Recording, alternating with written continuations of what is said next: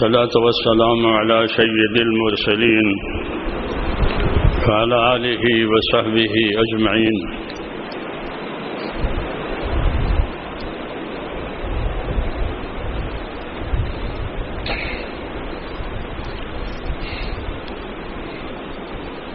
میرے پیارے بھائیوں،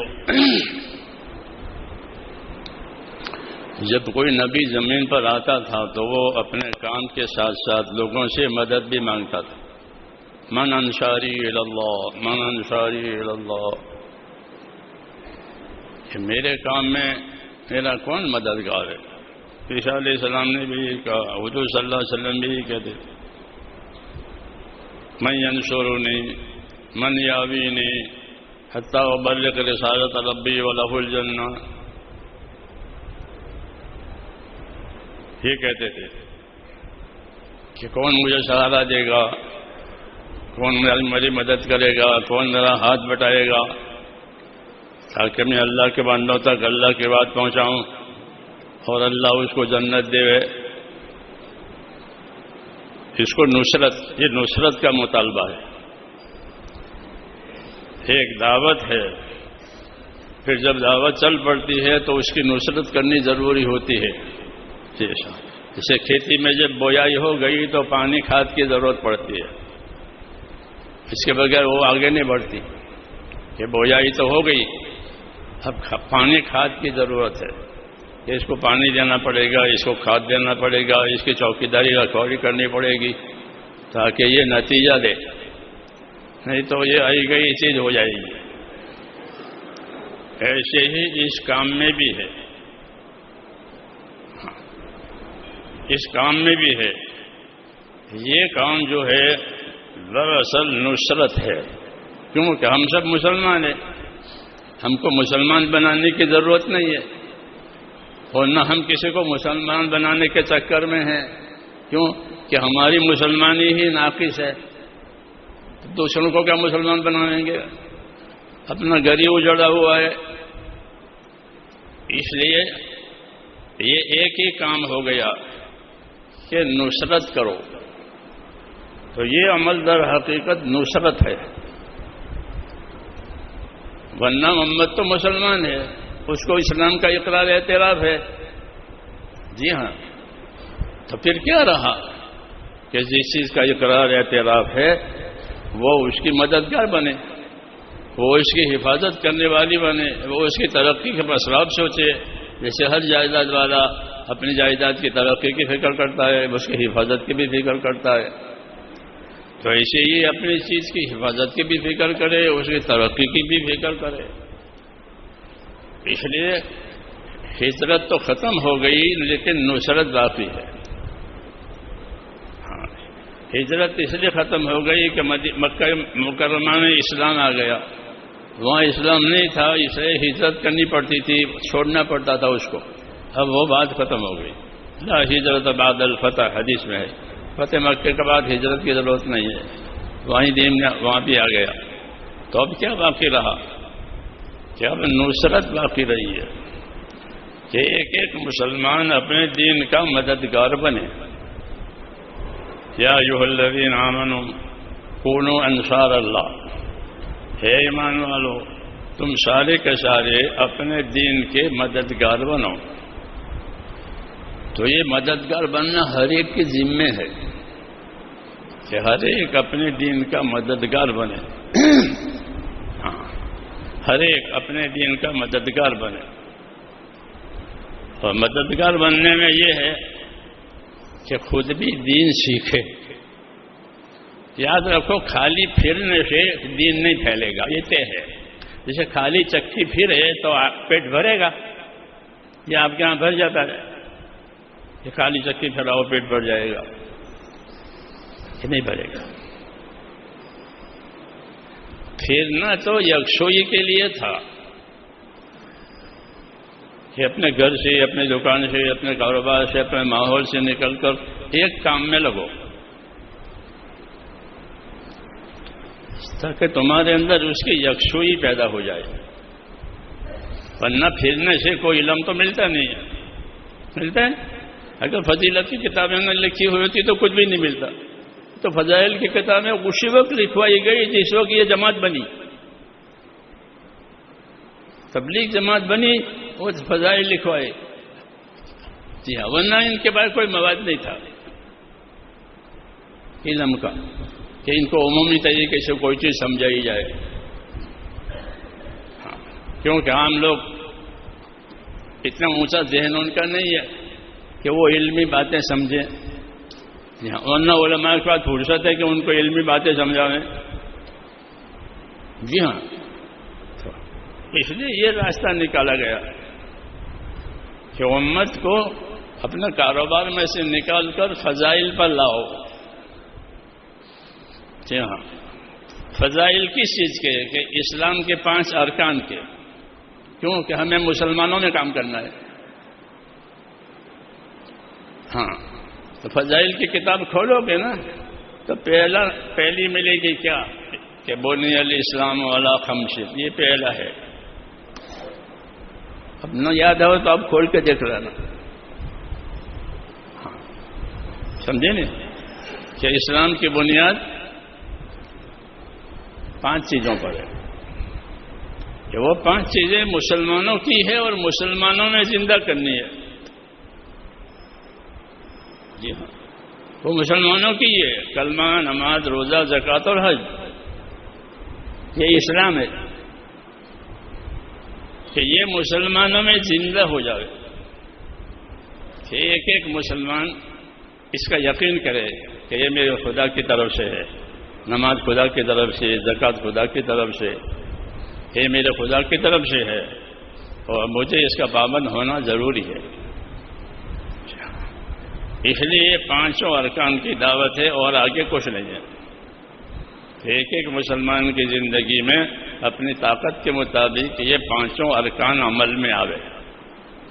جہاں غریب ہوگا تو وہ زکوٰۃ اور حج کا ان سے مطالبہ نہیں ہے. مالدار ہوگا تو اسے سب کا مطالبہ ہے، کلمے کا بھی، نماز کا بھی، روزے کا بھی، زکوٰۃ کا بھی، حج کا بھی، کیونکہ وہ مالدار ہے. تو اس طرح اپنے اپنے دین کے ساتھ وابستہ ہونے کے لیے ہے کہ لوگ اپنے دین سے وابستہ ہو جائیں، کیونکہ یہ غافل ہیں. نبی جب آتا ہے تو لوگ غافل ہوتے تھے. جو غافل ہوگا وہ جاہل بھی ہوگا، کیوں غفلت کا اثر تو یہی ہوتا ہے. لِتُنذِرَ قَوْمًا مَّا أُنذِرَ آبَاؤُهُمْ فَهُمْ غَافِلُونَ. کہ آپ ایک قوم کو ڈرائیں گے کہ ان کے باپ داداؤں کو بھی کسی نے نہیں ڈرایا ہے، 600 سال سے ایسے ہی پڑے ہیں. حضور صلی اللہ علیہ وسلم سے پہلے عیسیٰ علیہ السلام تھے، عیسیٰ علیہ السلام کو آسمان پہ اٹھا لیا، اب 600 سال ایسے ہی گزر گئے، کوئی ان کے پاس آیا نہیں اور یہ کسی پاس گئے بھی نہیں. ہاں، تو ایسی اب آیا آپ صلی اللہ علیہ وسلم کا دور، تو آپ کو ذمہ داری بتائی گی کہ آپ ان لوگوں کو اللہ کے سے آخرت سے ڈرائیں گے تاکہ ڈر کر کے وہ راستے پر آ جائے. کہ تنذر قوما ما انذر آباؤہم فہم غافلون. ہاں، کیونکہ ان میں غفلت ہے. جی ہاں، تو ایسے ہی ہماری بھی حالت ہے کہ ہم بھی غفلت میں ہیں. دین کا اطلاع ضرور ہے کہ ہم مسلمان ہیں، مگر اپنی غفلت ضرور ہے. اس لیے اس غفلت کو دور کرنے کے لیے اس زمانے میں یہ ایک طریقہ کار دیا ہے. دین سے دوری ختم ہو جائے اور دین سے تعلق ہو جائے. ہاں، اس کے لیے یہ طریقہ کار دیا. اس کو طریقہ کار کہتے ہیں، کام کرنے کا ایک طریقہ. طریقے بدلتے رہتے ہیں لوگوں کی استعداد کی وجہ سے. الگ الگ طریقے ہوتے ہیں ہر زمانے میں. یہ بھی ایک طریقہ ہے جو دیا ہے تاکہ لوگوں میں دین کی ایک تو قیمت ان کو معلوم ہو جائے کہ میرے دین کی کیا قیمت ہے. کیونکہ ہم نے جس طرح دین چھوڑا ہے عمل میں، اس طرح عمل کی قیمت کی بھی خبر نہیں ہے کہ میرے عمل کی مجھے کیا قیمت ملے گی. ایسا کوئی دکاندار نہیں ہے کہ وہ اپنی کوئی آئٹم کوئی چیز بیچے اور اس کو یہ بھی خبر نہیں ہے کہ کیا نفع کیا مدل ایسا ہے کوئی کہ مدل کیا نفع کیا؟ کچھ نہیں. جی ہاں، وہ ایک صابن کی 1 درجن صابن بیچے گا تو وہ دیکھے گا اس میں مدل یہ ہے، نفع یہ ہے. ہاں، اسی کو تاجر کہتے ہیں جو نفع پہچانے. جو نفع نہ پہچانے وہ تو کھوٹ کھانے والا ہے. وہ تاجر تھوڑا ہے، وہ تو خاسر ہے، کھوٹ کھانے والا. جی ہاں، تاجر وہی ہوتا ہے جو نفع کماوے.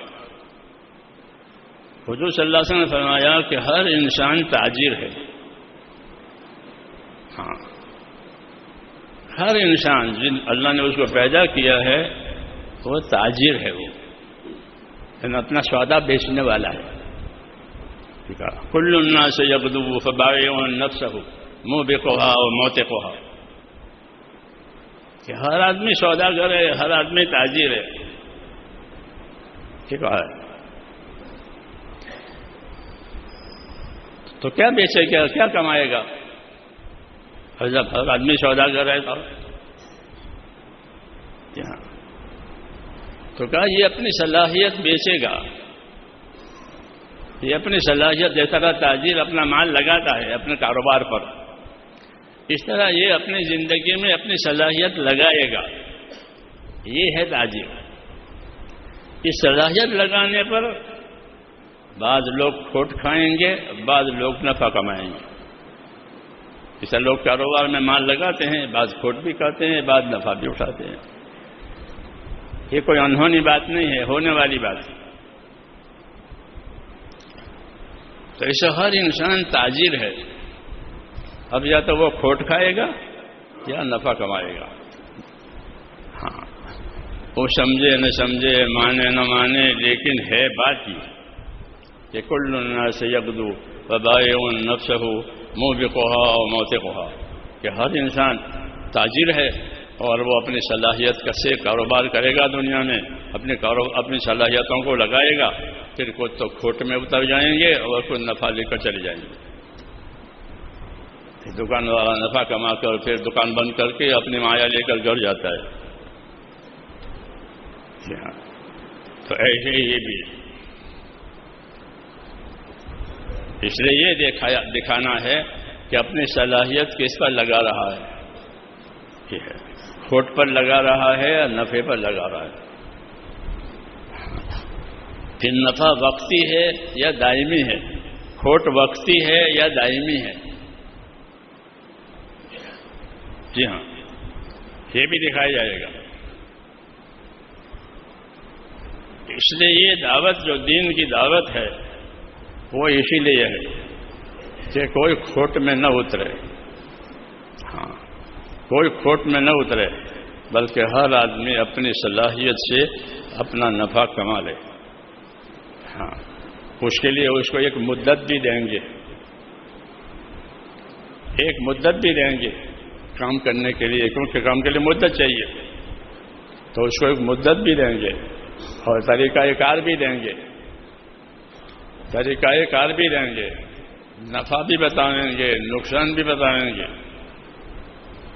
تاکہ جو کرے بصیرت سے اور سوجھ بوجھ سے کرے. یہ نہیں کہ ایک دوسرے کے پیچھے چلے سمجھے بغیر، ایسا نہیں ہے. بلکہ ہر آدمی اپنی جگہ ذمہ دار ہے کہ میری صلاحیت کہاں لگ رہی ہے. جانی صلاحیت، مالی صلاحیت، جی ہاں، وہ کہاں لگ رہی ہے. اس میں وہ تاجر ہے، کھوٹ میں لگا رہا ہے یا نفع میں لگا رہا ہے. ہاں، تو کھوٹ میں سے بچا کر کے نفع پر ڈالنا، یہ دعوت ہے کہ لوگوں کو کھوٹ میں سے نکالو اور ان کو نفع پر ڈالو. جی ہاں، کھوٹ کی تجارت یہ ہے کہ دنیا سے دنیا بناوے، دنیا سے دنیا بناوے، یہ کھوٹ کی تجارت ہے. کیوں کھوٹ کی تجارت ہے؟ کہ جتنی بھی دنیا اس کے بعد جمع ہو جائے گی وہ اس کے ساتھ نہیں جائے گی، وہ اس کے ساتھ نہیں جائے گی. ہاں بلکہ رہ جائے گی، یا کسی حادثے میں ہلاک بھی ہو جائے گی، یہ بھی ہو سکتا ہے کہ کسی حادثے میں ہلاک ہو گئی یا موت کے حادثے میں چھوٹ گئی، دونوں میں سے ایک بات بنتی ہے، دنیا ہے۔ ہاں اس لیے اس کو کھوٹ سے بچانے کے لیے کہ بھئی تیری تجارت میں نفع رہے اور کھوٹ نہ آوے، اس کو یہ بتایا کہ تجارت تو یہاں کرے گا اور نفع تو اس کو آخرت میں ملے گا، ٹھیک ہے، کہ تجارت تو یہاں کر جو اللہ بتائے اس کو، اور تجھے نفع آخرت میں دیں گے۔ کہ آخرت میں کیوں دیں گے؟ کہ آخرت میں دو صفت ہے جو دنیا میں نہیں ہے، آخرت میں دو صفتیں ایسی ہیں جو دنیا میں نہیں ہیں۔ یہ دو صفت آخرت کی کیا ہے؟ کہ والآخرۃ خیر وابقیٰ، کہ آخرت یہ دنیا سے بہت بہتر ہے، کیونکہ دنیا کو زوال آتا ہے۔ دنیا کو کیا آتا ہے؟ زوال۔ یہ دنیا کا سب سے بڑا عیب ہے کہ ایک آدمی جوان ہے وہ بوڑھا ہو جاتا ہے، ہاں ایک آدمی تندرست ہے وہ بیمار ہو جاتا ہے، چاہتے ہیں ہوتا نہیں؟ ہاں تو یہاں زوال کے اسباب ہیں، یہاں کیا ہے کہ یہاں زوال کے اسباب ہیں، جی ہاں، کیونکہ اللہ خود بھی اس کو باقی رکھنا نہیں چاہتا، اللہ اس کو باقی رکھنا نہیں چاہتا، اس لیے اس میں زوال کے اسباب پیدا ہوتے ہیں، انفرادی بھی اجتماعی بھی، حوادث بھی آتے ہیں، ہاں انفرادی حوادث بھی آتے ہیں، اجتماعی حوادث بھی آتے ہیں، ہاں ایسا آخر میں ایک حادثہ اور آ جائے گا کہ پھر کوئی باقی نہیں رہے گا، پھر کوئی باقی نہیں رہے گا، سب ختم ہو جائے گی اسرافیل کے سور سے، جی ہاں، تو اس کا زوال یقینی ہے، جی ہاں، اور آخرت کا بقا یقینی ہے، اس لیے کہا کہ اپنی دنیا سے آخرت بنانے والا عقل مند ہے کہ زائل ہونے والی چیز سے باقی رہنے والی چیز بنا رہا ہے، سمجھے نہیں؟ جو کوئی مٹی کے ڈھلے سے اپنی کیمیا گری سے مٹی کے ڈھلے کو سونا بناوے تو بڑا کیمیا گر کہ یہ مٹی کو سونا بنا، ہاں تو دنیا سے آخرت بنانے والا کہ بڑا عقل مند کہ ایک فنا ہونے والی چیز سے باقی رہنے والی چیز بنا رہا ہے۔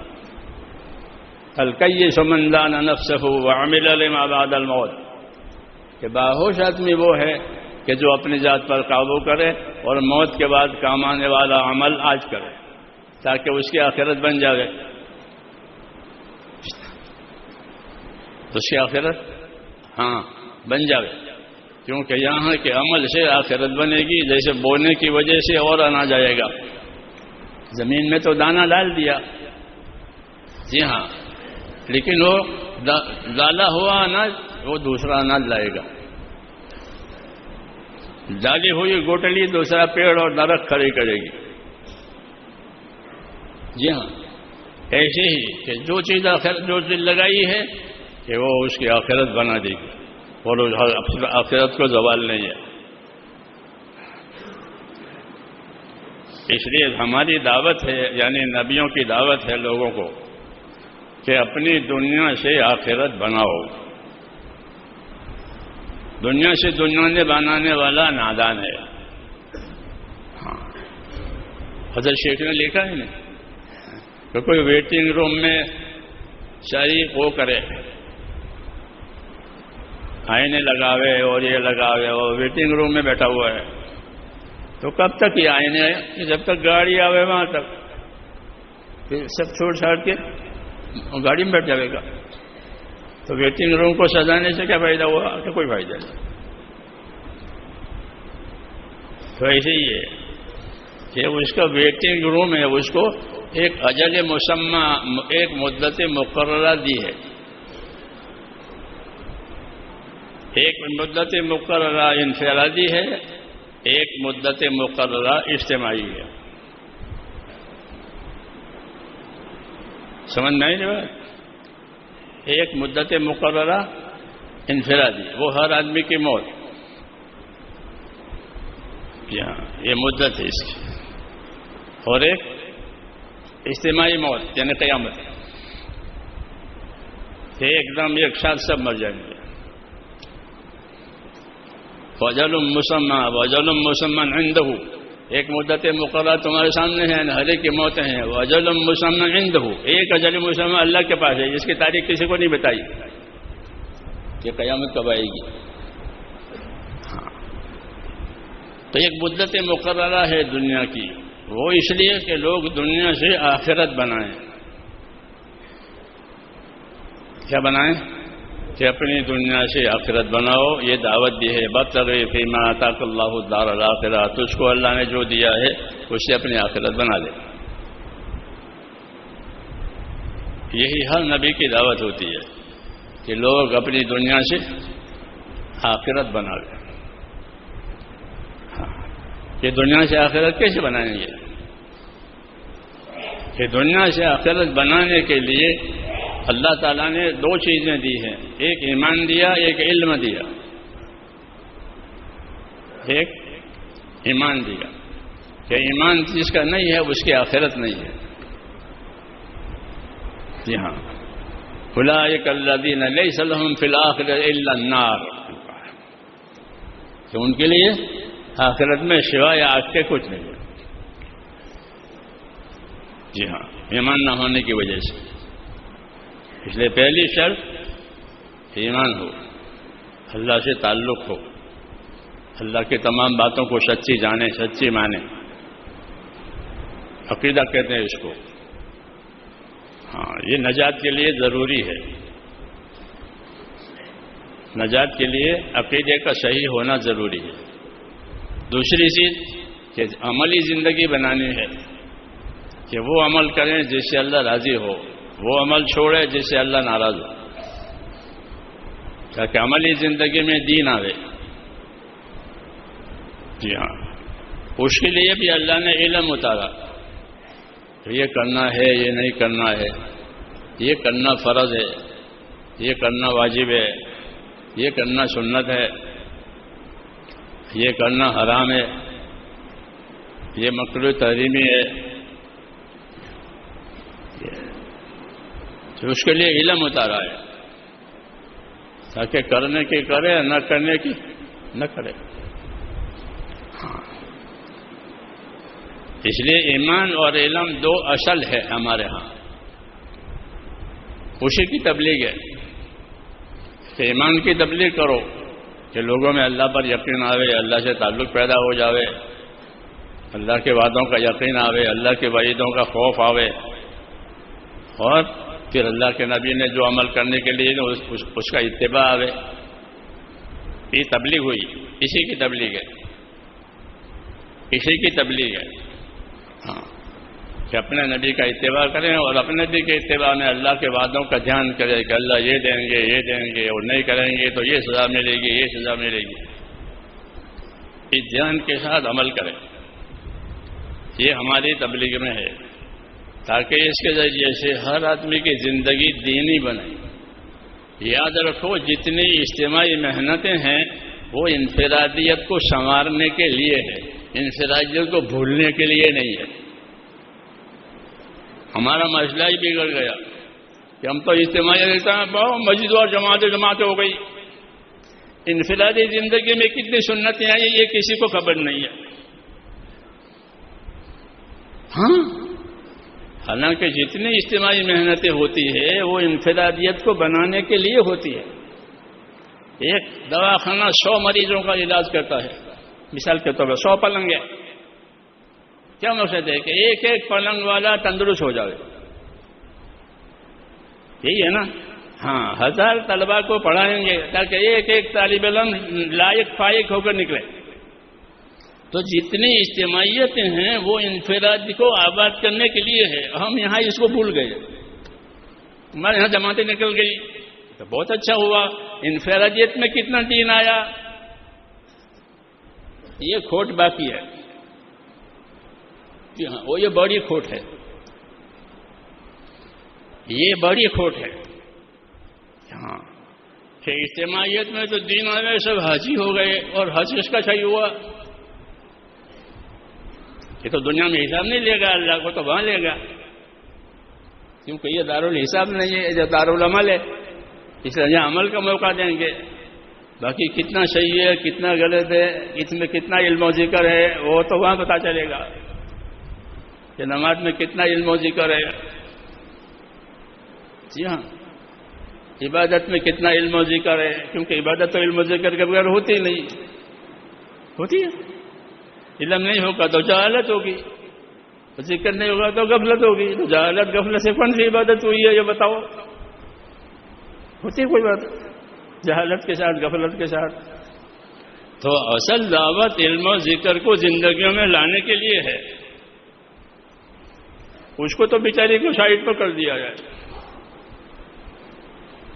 ہاں علم و ذکر کا جماعت والے نام نہیں لیتے. نہیں لیتے, گنتے ہیں 6 نمبر.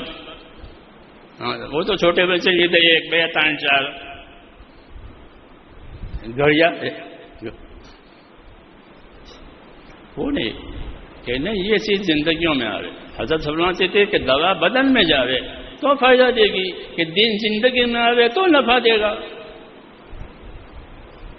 آنکھ کی دوا آنکھ میں جاوے, کان کی دوا تو فائدہ ہوگا.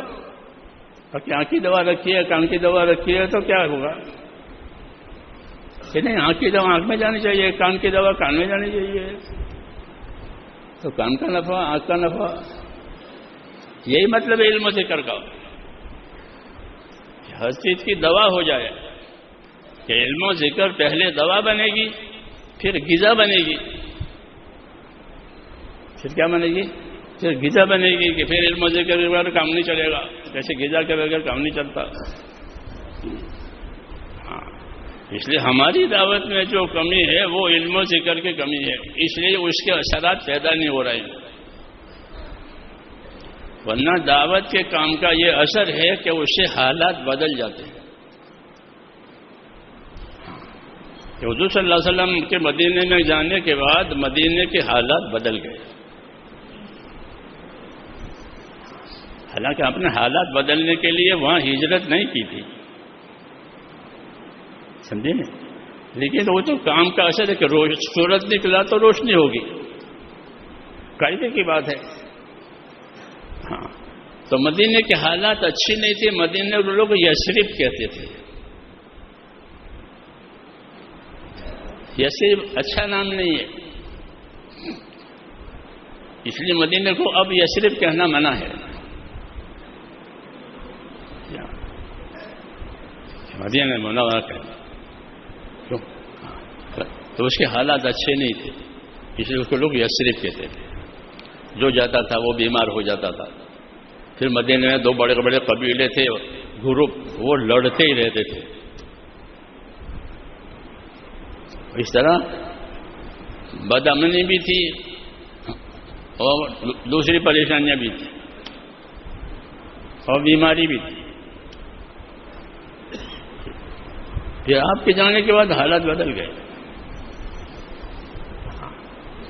کیا بدامنی ختم ہو گئی. کیوں کہ لوگ بھائی ہو گئے. لوگ بھائی ہو گئے اور لوگوں کے اسباب میں برکتیں ہوئی. صحیح خرچ کرنے کی وجہ سے برکت ہوتی ہے, غلط خرچ کرنے کی وجہ سے برکتیں ختم ہو جاتی ہے. جیسے آج ہے کہ کماتے بہت ہیں مگر برکت نہیں ہے. ہاں تو وہ اس کی وجہ یہ ہے کہ صحیح خرچ نہیں ہو رہا ہے. سب ان کے اسباب میں برکت ہو لگے.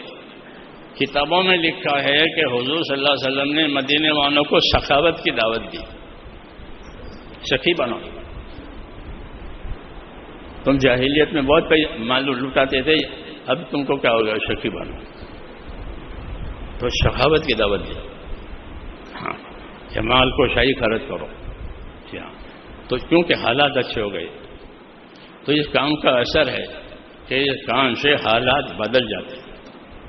ہاں، جیسے سورج نکلنے سے روشنی ہو جاتی ہے، ہاں ایسے اس کام سے، اس کے ہم سے حالات بدل جاتے ہیں۔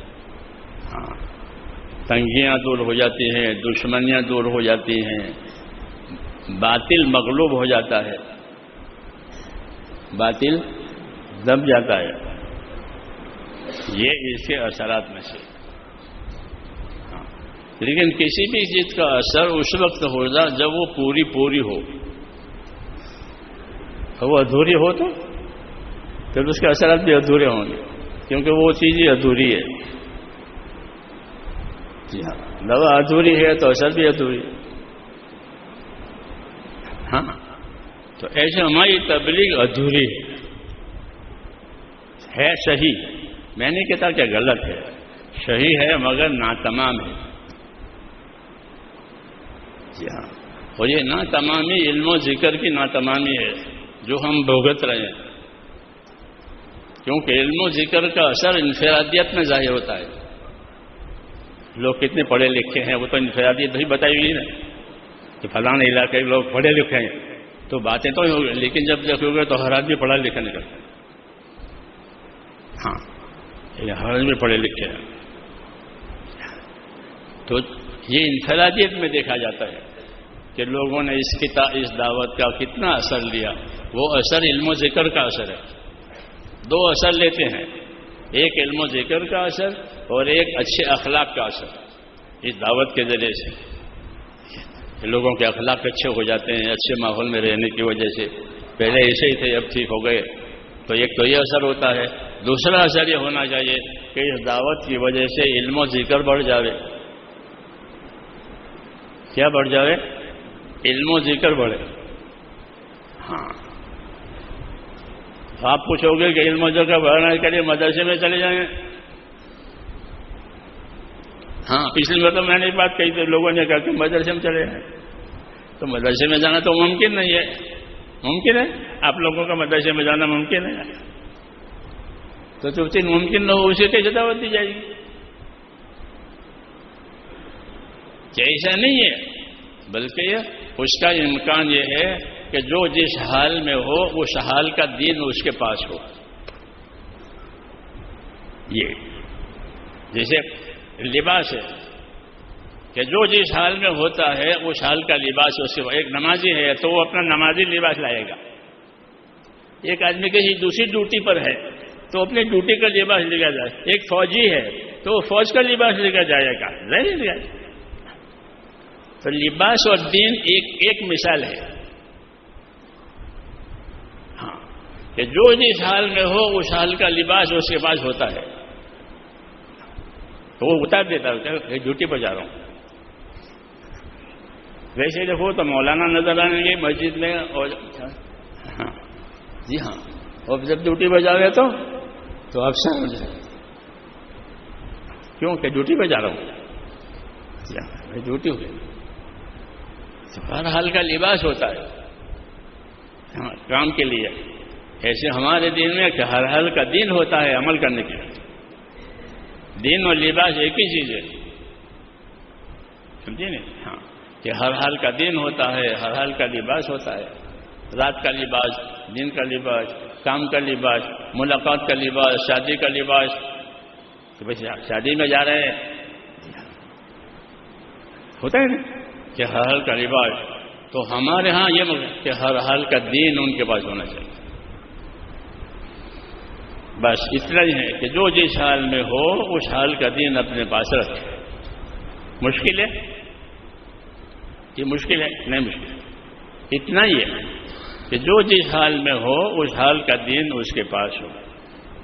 جیسے ہر حال کا لباس دیکھ لو، شادی میں جانے کا لباس ہے تو شادی میں لباس، عبادت کا لباس ہے کہ بھئی حج عبادت ہے کہ اس کا لباس الگ ہے، نماز لباس ہے، نماز کا لباس الگ ہے. جی ہاں، تو ایسے ہر حال کا دین ہے.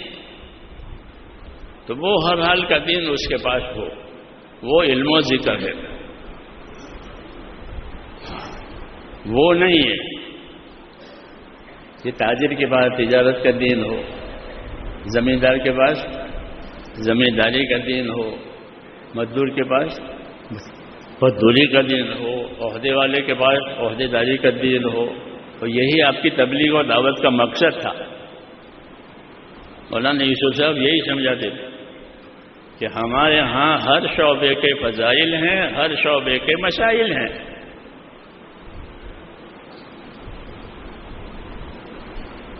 ہر شعبے کے فضائل سمجھانا بھی بہت مشکل پڑ رہا ہے، کیونکہ سطح نیچی گئی ہے. کتنے شعبے ہیں دنیا میں جانتے ہو؟ نہیں جانتے. معیشت کے اور گزارے کے شعبے 4 شعبے ہیں. ایک حکومت کا شعبہ، ایک تجارت کا شعبہ، ایک زمینداری کا شعبہ، ایک مزدوری کا شعبہ. یہ 4 شعبے، یہ گزارے کے شعبے ہیں.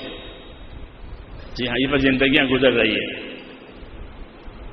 4 شعبے ہیں یہ. جی ہاں، حاکموں کا شعبہ حکومت، تاجروں کا تجارت، مزدوروں کا مزدوری، زمینداروں کا زمینداری. یہی ہے نا، 4 سے زیادہ نہیں ہے. ہاں، تو حضرت فرماتے تھے ان 4 شعبوں کے لیے ہمارے پاس مسائل بھی ہیں اور فضائل بھی ہیں. اس کی تبلیغ ہے، اس کی تبلیغ ہے. مسائل کا مطلب یہ ہے کہ تجارت کے ہمارے پاس شریعت کے طریقے ہیں. ایک تو لوگوں کے رواج کے طریقے، وہ نہیں. شریعت کے طریقے ہمارے پاس تجارت کے لیے ہے، شریعت کے طریقے ہمارے پاس مزدوری کے لیے ہے، شریعت کے طریقے ہمارے پاس حکومت کے لیے ہے، شریعت کے طریقے ہمارے پاس زمینداری کے لیے. یہ ہے مطلب کہ حضور صلی اللہ علیہ وسلم کو ایک شریعت دی ہے، یعنی طریقے دی ہے. ثم جعلناک علی شریعۃ من الامر فاتبعها. ہم نے آپ کو ایک شریعت پر رکھا ہے، آپ اس کے پابند رہیں. اللہ کہہ رہے ہیں نبی سے. ہاں، شریعت کا مطلب یہ ہے کہ ہر شعبے کو وہ طریقے دیے ہیں، یہ طریقے صحیح ہیں، یہ طریقے ناجائز ہیں، یہ کرو. تو حضرت فرماتے ہمارے پاس ہر شعبے کے طریقے ہیں. ہاں، اور اس کے فضائل بھی ہیں اور اس کے مسائل بھی ہیں کہ کرو گے تو یہ ملے گا، نہیں کرو گے تو یہ سزا ہوگی، اور کرنے کا یہ طریقہ ہے. جیسے نماز پڑھنے کا طریقہ، پھر نماز پڑھنے کے فضائل اور نماز چھوڑنے کی وہی، یہ ہے نمازوں میں. ہاں، تو ایسے ہی ہر شعبے کے ہمارے دین میں. ہاں، وہی مقصد تھا اس دعوت کا. اس لیے اس کو عمومیت دی گئی کہ ہر ایک کو بلاؤ، ہر ایک کو جوڑو، ہر ایک کو جوڑو. جی ہاں، جو جنگل میں رہتا ہے اس کو بلا کے لاؤ. جی ہاں، اور ہر ایک کو ہی جوڑو کہ وہ اللہ کو مانتا ہے تو پھر اللہ کی بات ماننے کے لیے آوے. اس لیے ہم کو دعوت دی ہے کہ ہر شعبہ والا آوے اور اپنے شعبے کا دین، اپنے شعبے کے دین پر چلنے کی پہلے تو طاقت پیدا کرے. کیونکہ پہلے طاقت پیدا کرنی پڑتی ہے، پھر وہ کام ذمہ لینا پڑتا ہے. کرتے ہیں لوگ کہ فلاں کام کی اب میں پریکٹس کر رہا ہوں، پھر اس کے بعد میرے جاب ہو جائے گی. ہاں، تو پہلے طاقت پیدا کی جاتی ہے، پھر ذمہ داری لی جاتی ہے. تو یہ محنت طاقت پیدا کرنے کے لیے ہے، تاکہ جس کے ذمہ جو کام آئے وہ ذمہ داری سے کرے. تو اپنے آپ کو بنانے کے لیے تبلیغ ہے. جی ہاں، یہ اس لیے اس کام کا اصلی اثر انفرادیت پر جانا چاہیے. سمجھے نہیں؟ ہاں، کہ انفرادیت کتنی بنی یہ دیکھنا ہے کہ انفرادیت کتنی بنی. اسکولوں میں، کالجوں میں، مدرسوں میں اجتماعیت پڑھائی جاتی ہے ہزاروں، پھر ان کی قابلیت انفرادیت میں دیکھی جاتی ہے کہ کون پاس ہوا کون نہ پاس ہوا، کسی کے پاس کتنی قابلیت ہے تاکہ اس کو اگلا کام اس کو دیں. یہ ہوتا ہے نہیں؟ ہاں. تو ایسے یہاں بھی ہے کہ اس کام کے ذریعے سے اپنے اندر صلاحیت پیدا کرنی ہے تاکہ اللہ کی طرف سے جو ذمہ داری آوے وہ ہم پوری کر سکیں. ہاں، تو اپنے اندر صلاحیت پیدا کرنا یہ پہلا کام ہے. والذین جاہدوا فینا، کہ جو ہماری نسبتوں پر محنت کریں گے تو پہلی محنت آئے گی، پھر اس کی منفعت آئے گی. قاعدہ ہے کہ ہر محنت کے ساتھ اس کی منفعت ہوتی ہے، ہر محنت کے ساتھ اس کا نفع ہوتا ہے. تو اس کا نفع یہ کہ اس کام کے کرنے کی ہدایت اور صلاحیت اس میں پیدا ہو جائے گی. جی ہاں، یہ دیا ہے.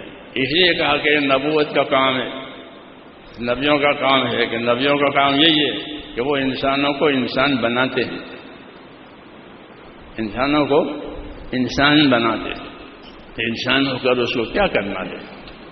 جی ہاں، وہ تو حضرت بڑا کہ یہ نبیوں والا کام ہے، نبیوں والا کام ہے یہ کہتے ہیں. تو نبیوں والے کام کی کہ وہ انسان کو انسان بنائے گا تاکہ وہ زندگی کی ذمہ داریوں کو پوری کرے. اور یہی مقصد اس دعوت کا ہے کہ ہم اپنی زندگی کی ذمہ داریوں کو جانیں اور اس کو پوری کریں. اور کوئی مقصد نہیں، اپنی زندگی کی ذمہ داریوں کو جاننا اور اپنی ذمہ داری کی جان کر کے پھر اس کو پورا کرنا. یہاں ادخلوا فی السلم کافہ، اپنے دین میں پورے داخل ہو جاؤ. اپنے دین میں پورے داخل ہو جاؤ. یہ سیکھنے کی چیز سیکھ لو، کرنے کی چیز کر لو، بچنے کی چیز بچ لو. یہ دعوت ہے کہ ادخلوا فی السلم کافہ. ہاں، دوسری بات کی طرف مت جاؤ، اپنے دین میں پورے آ جاؤ. اتنا ایمان یقین بنانا کہ جو اللہ کے فرضوں کو ادا کراوے، اللہ کے حرام سے بچائے، دوسروں کے حقوق کے بارے میں احتیاط کراوے، اتنا ایمان بنانا ضروری ہے. اگر اتنا ایمان نہیں بنا ہے تو وہ پھسل جائے گا. سمجھے نہیں؟ ہاں، تو اس دعوت میں یہ بھی ہے کہ ایمان بنتا ہے یعنی اندر خدا کا خوف پیدا ہوتا ہے، تو پھر وہ ڈرتا ہے دوسروں کے حقوق کے بارے میں. ہاں، کہ میں نے فلانے کا حق دبایا ہے، میں نے فلانا گوشت بن ڈالا، یہ پیدا ہوتی ہے چیز اندر، کیونکہ اس کا ایمان بنتا ہے. جی ہاں، اس لیے یہ ایمان بنانے کی تحریک ہے کہ اندر ایمان بنے گا تو ایمان کے خلاف کی چیزیں چوبھے گی. ایمان کے خلاف کی چیزیں اس کو چوبھے گی. اور یہی صحیح طریقہ ہے کہ ایسی محنت کرو کہ ایمان کے خلاف کوئی چیز ہو تو اس کو چوبھے. کہ میں نے فلانے کو گالی دے دی، میں نے میرے یاد نماز نہیں پڑھی، جماعت چلی گئی. ہاں، کہ اذا سرت کا حسنتوں کا وساعت کا سیئتوں کا فانت مومن، کہ جب تو اس کو اپنی نیکی سے خوشی ہونے لگے اور جب تو اس کو اپنی کمی کوتاہی اور بدی سے اندر رنج ہونے لگے تو سمجھو کہ تو مومن بن رہا ہے. یہ مومن بننے کا معیار بنایا کہ تو اس کو اپنے نیکی سے خوشی ہونے لگے. یا اللہ، میں نے جماعت سے نماز پڑھی، آج مجھے تکبیر الاولیٰ مل گئی. جب تو اس کو اپنی نیکی سے خوشی ہونے لگے اور اپنی بدی سے تو اس کو اندر رنج ہونے لگے کہ میں نے فلانے کو گالی دے دی، میں نے فلانے کا یہ کیا ہے، کہ ہاں کیا کہ اب بن رہا ہے. سمجھ میں آئی بات؟ یہ نشانیاں بتائی کہ تو اس کو نیکی سے خوشی ہونے لگے، بدی سے رنج ہونے لگے کہ ہاں کہ اب بننے پر آیا ہے. ورنہ تو ایسا ہوگا جیسے کوئی آدھا یوں سن ہو گیا، اب اس کو پین لگاؤ، کچھ بھی لگاؤ، کچھ بھی نہیں ہوگا کیونکہ یہ سن ہے. اور اگر اس میں شعور ہے تو چبھنے کی چیز چبھے گی، ٹھنڈی چیز ٹھنڈی لگے گی، کیونکہ شعور ہے اس میں. تو ایسے ہی آدمی میں دینی شعور ہوگا تو دین کے خلاف کوئی بات ہوگی تو اس کو چبھے گی. یہ میں نے غلط کیا، یہ میں نے غلط کہا، ہاں، اور دین کے مطابق ہوگی تو اس کو خوشی ہوگی کہ الحمدللہ یہ کام میرے ہاتھ سے ہو گیا. اور یہ چیزیں ہونی چاہیے. یہ چیزیں انہیں خالی پھرنا کافی نہیں ہے، یہ چیزیں پیدا کرنی ہے. ہاں، اللہم اجعلنی من الذین اذا احسنوا استبشروا واذا اساءوا استغفروا، کہ اللہ مجھے ایسا بنا دے کہ مجھ سے کوئی نیکی ہو جاوے تو مجھے اندر سے خوشی ہونے لگے، اور مجھ سے کوئی بھول ہو جاوے تو پھر میں معافی مانگنے والا بن جاؤں کہ یا اللہ مجھ سے بھول ہو گئی. کہ وہ بھول برداشت نہیں ہوتی، جیسے کانٹا برداشت نہیں ہوتا ہے. ہاں، کانٹا کہ یہ بدن کے لیے نہیں ہے، ہو یا گیا تو یہ برداشت نہیں ہوتا. تو ایسے گناہ برداشت نہیں ہوتا، کیونکہ دل گناہ کرنے کے لیے نہیں بنایا ہے، بدن گناہ کرنے کے لیے نہیں بنایا ہے. تو وہ آ گیا تو وہ برداشت نہیں ہوتا. ہاں، اس لیے دعا مانگی کہ مجھ کو اللہ ایسا بنا دے کہ نیکی ہو جائے تو خوشی ہو، تیرا شکر ہو، وہ بدی ہو جاوے تو اندر رنج اور غم ہو تاکہ وہ نکل جاوے. اس کو اصلاح کہتے ہیں. کیا کہتے ہیں؟ کہ نفس کی اصلاح. تو اس کام میں نفس کی اصلاح کا بھی سامان ہے اور اس کام میں اپنے دین کی نصرت اور مدد کا بھی سامان ہے. ہاں، باقی ضرورت اس کی ہے کہ اس کو سمجھ کر کرنے کی ضرورت ہے. جی ہاں، سمجھ میں نا. ہاں، کہ اس کو ہر کام کو دنیا میں لوگ سمجھ کر کرتے ہیں. کہ کوئی بے سمجھ کرتا ہے؟ کوئی نہیں کرتا. سمجھ کر کرتے ہیں تو اس میں ترقی کرتے ہیں.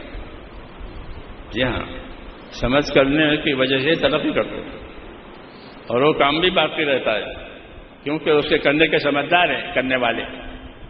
جی ہاں، تو بگڑنے نہیں دیں گے. ہاں، تو کام بھی باقی رہا اور اپنی بھی ترقی ہوئی.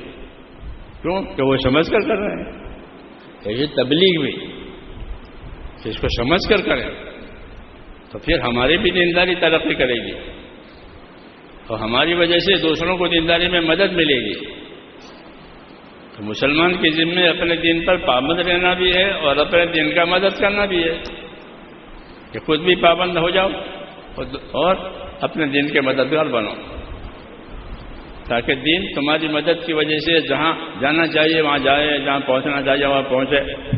نصرت. ہاں، تو نصرت کا یہ فائدہ ہے کہ دین جہاں نہیں ہے وہاں پہنچے گا. کیونکہ اس کے مددگار کھڑے ہو گئے تو وہ اس کو پہنچائیں گے.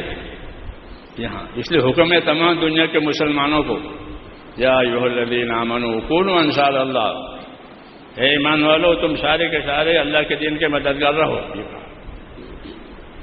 سب کو تم سارے کے سارے اللہ کے دین کے مددگار رہو کہ جس وقت ضرورت ہو مدد کی مدد دو.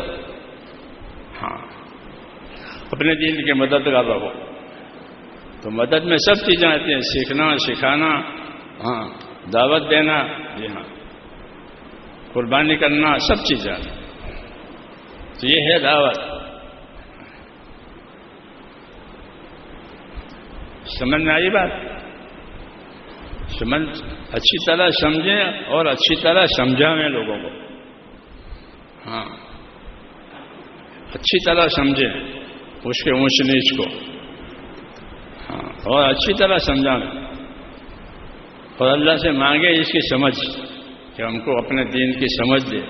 ہاں، کہ جو قیامت آئے گی سمجھ اٹھ جائے گی، جہالت پھیل جائے گی، غفلت چھا جائے گی. یہاں اس لیے فکر مند ہونا ہے، مانگنا ہے اور کرنا ہے. کہ جس کی جتنی طلب اتنی مدد. بے طلب ہے تو مدد بھی نہیں ہے، طلب ہے تو مدد ہے. تو اللہ سے مانگے، دینے والا اور کوئی دینے والا نہیں. دینے والا اللہ. سارے خزانے اس کے ہاتھ میں ہے، سارے اختیارات اسی کے ہیں. زمین آسمان میں کوئی دوسرا نہیں ہے، وہی ہے. اس کے ارادے سے ہوگا جو کچھ ہوگا. جی ہاں، اس کے کرنے سے ہوگا جو کچھ ہوگا. ہاں، یہ بات بشارت کی ہے کہ کرے گا تو اللہ، اور اللہ نے رحم کرنا اپنے ذمے لے لیا ہے کہ میں رحم کروں گا. تو جو معاملہ ہوگا اللہ رحم سے کرے گا کیونکہ رحم کرنا اپنے ذمے لیا ہے. کتب علی نفسہ الرحمہ، اللہ نے اپنی ذات پر یہ طے کر لیا ہے کہ رحم کرنا ہے. ہاں تو جو بھی خیر آئے گی وہ رحمت ہے. ہاں اللہ نے دینا طے کیا ہے. جو طلب کرے گا، محنت کرے گا، مانگے گا، اللہ اس کو دیں گے. ہاں اس لیے اللہ سے مانگیں بھی اور اپنی ذمہ داری، اپنی محنت بھی کریں. تو اس کے لیے تیار ہیں آپ لوگ؟ ہاں اب بتاؤ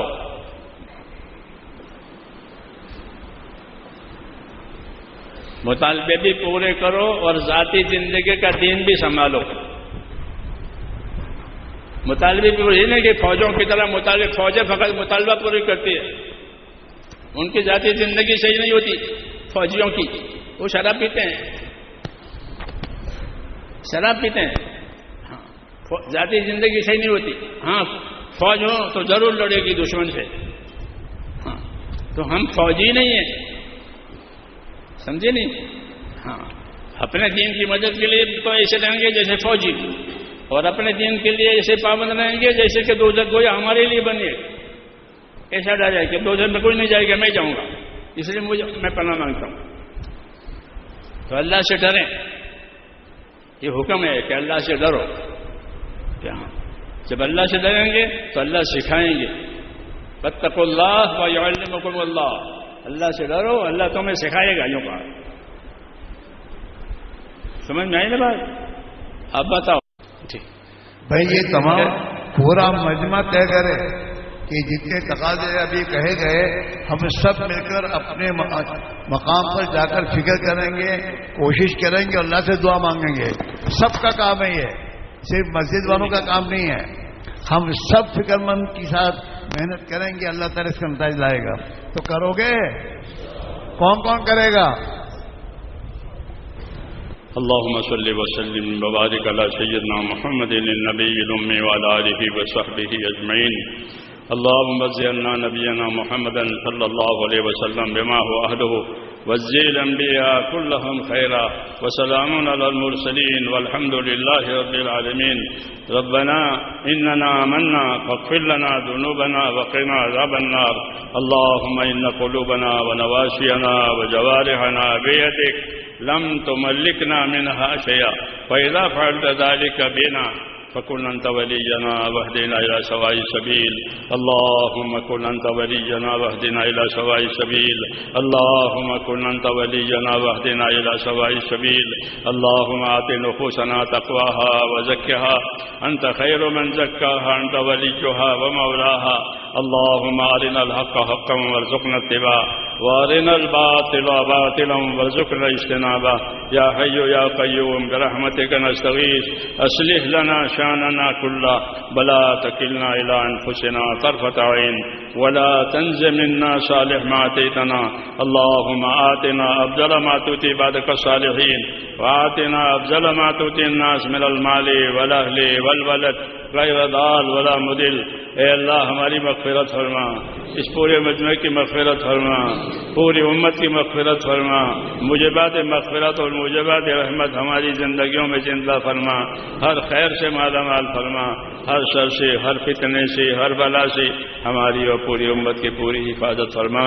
جس کام کے لیے امت کو وجود دیا گیا ہے اے اللہ اس کام کی طرف ہماری رہبری فرما، ہماری مدد فرما، ہماری اعانت فرما، ہمارے لیے اس کو آسان فرما. ان نکاحوں کو قبول فرما، ان محنتوں کو بھی قبول فرما اور اس میں برکت عطا فرما، اخلاص استقامت عطا فرما، نیک اور پاک صالح اولاد کے وجود میں آنے کا ذریعہ فرما. ربنا آتنا فی الدنیا حسنہ وفی الآخرۃ حسنہ وقنا عذاب النار. وصلی اللہ تعالی علی خیر سبحان ربک رب العزۃ عما یصفون. سلام کریں گے، آپ جواب دے دیں، مسئلہ بھی زیادہ ہے.